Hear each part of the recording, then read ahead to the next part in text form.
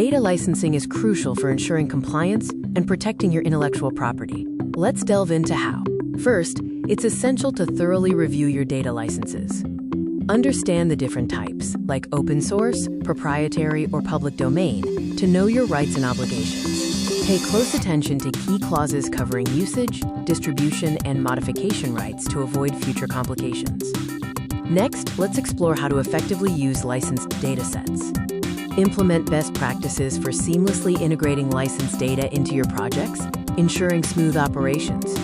Avoid common pitfalls by correctly interpreting license terms, preventing unintended breaches.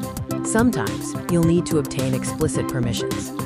Learn when and how to seek explicit permission for data use, especially for non-standard applications.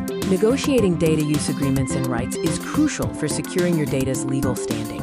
Accurate data lineage documentation is vital for transparency and accountability. Understand the importance of tracking data origins and transformations for complete data visibility.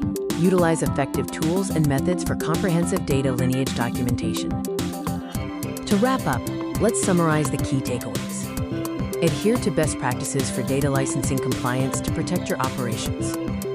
Safeguard your intellectual property in all data-driven initiatives for long-term success.